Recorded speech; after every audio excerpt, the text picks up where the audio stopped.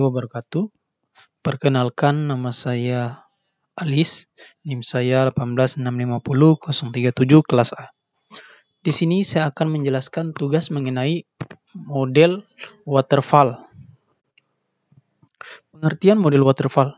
Model waterfall adalah salah satu jenis model pengembangan aplikasi dan termasuk ke dalam classic life cycle, siklus hidup klasik, yang mana menekankan pada fase yang berurutan dan sistematis. Untuk model pengembangannya dapat dianalogikan seperti air terjun, di mana setiap tahap dikerjakan secara berurutan, mulai dari atas hingga ke bawah. Jadi, untuk setiap tahapan tidak boleh dikerjakan secara bersamaan, sehingga perbedaan dari metode waterfall dengan metode agile terletak pada tahapan SDLC-nya. Model ini juga termasuk ke dalam pengembangan perangkat lunak yang terbilang kurang interaktif dan fleksibel, karena proses yang mengarah pada satu arah saja seperti air terjun. Sejarah model waterfall.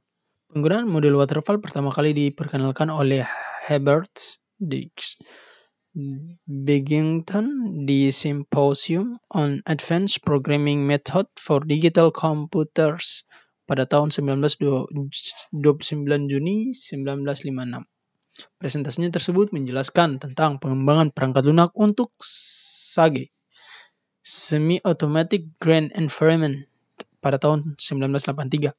Dipresentasikan kembali oleh Bennington dan menjelaskan tentang fase-fase dalam proses pengembangannya. Dan pada tahun 1985, Departemen Pertahanan Amerika Serikat juga menggunakan metode ini dengan beberapa tahap yang digunakan.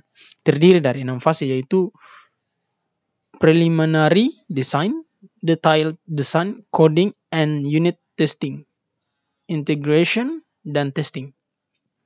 Tahapan model waterfall, yaitu rekrutmen. Tahapan metode waterfall yang pertama adalah mempersiapkan dan menganalisa kebutuhan dari software yang akan dikerjakan. Informasi dan insight yang diperoleh dapat berupa dari hasil wawancara, survei, studi literatur, observasi, hingga diskusi.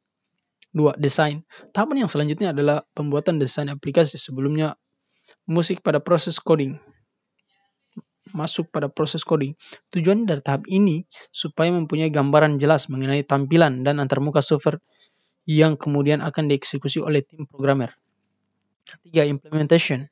Tahapan metode waterfall yang berikutnya adalah implementation kode program dengan menggunakan berbagai tools dan bahasa pemrograman sesuai dengan kebutuhan tim dan perusahaan. Jadi pada tahap implementasi ini lebih berfokus pada hal teknis, di mana hasil dari desain perangkat lunak akan diterjemahkan ke dalam bahasa pemrograman melalui tim programmer atau developer. Integration dan testing. Tahapan yang keempat masuk dalam proses integrasi dan pengujian sistem. Pada tahap ini akan dilakukan pengembangan model yang sudah dibuat pada tahap sebelumnya. Setelah proses integrasi sistem telah selesai, berikutnya masuk pada pengujian modul. Yang kelima ada operation dan maintenance. Tahapan model waterfall yang terakhir adalah pengoperasian dan perbaikan dari aplikasi. Setelah dilakukan pengujian sistem, maka akan masuk pada tahap produk dan pemakaian perangkat lunak oleh pengguna atau user. Kami juga akan memberikan sedikit contoh fase SDL model waterfall menurut Parhali. Itu metode waterfall menurut Pressman 2015, communication, planning, modeling, construction, deployment. B. Metode waterfall menurut Sommerfeld 2011, recruitment definition, system and software design, implementation dan unit testing, integration dan system testing, operation dan maintenance. Kelebihan model waterfall. 1. Workflow yang jelas. Dengan menggunakan model SDLC jenis ini mempunyai rangkaian alur kerja sistem yang jelas dan terukur.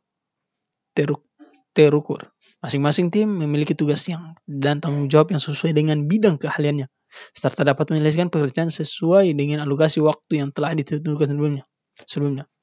Hasil dokumentasi yang baik. Waterfall merupakan pendekatan yang sangat metodis, di mana setiap information akan tercatat dan baik dan terdistribusi kepada setiap anggota tim secara cepat dan akurat. Selanjutnya, 3, menghemat biaya.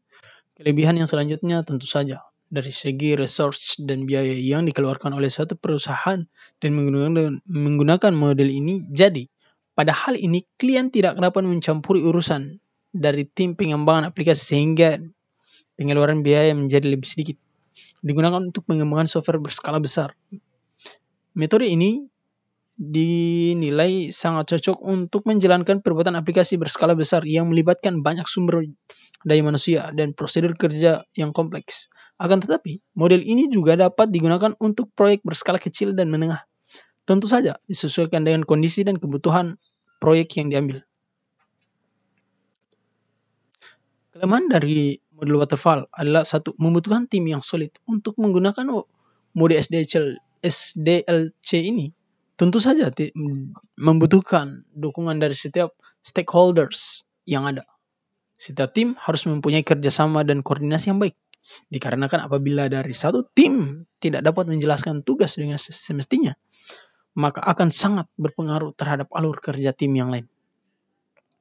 Masih kekurangnya fleksibilitas. Semua tim dituntut untuk bekerja sesuai dengan arahan dan petunjuk yang telah ditetapkan di awal, sehingga klien tidak dapat mengeluarkan pendapat dan feedback kepada tim pengembang. Klien hanya dapat memberikan masukan pada tahap awal perancangan sistem perangkat lunak saja. Tidak dapat melihat gambaran sistem yang jelas. Dengan model waterfall, customer tidak dapat melihat gambaran sistem secara jelas. Berbeda dengan model agile yang dapat terlihat baik meskipun masih dalam proses pengembangan.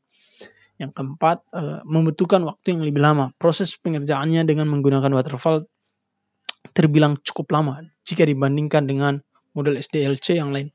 Karena tahapan pengerjaan aplikasi yang dilakukan satu persatu membutuhkan waktu yang dibutuhkan menjadi lebih lama. Sebagai contoh, tim developer tidak akan bisa melakukan proses coding jika tim desainer belum menampilkan tampilan desain dari aplikasi. Demikianlah yang dapat saya sampaikan. Lebih dan kurangnya mohon dimaafkan. Wabillahi taufiq wal hidayah. Assalamualaikum warahmatullahi wabarakatuh.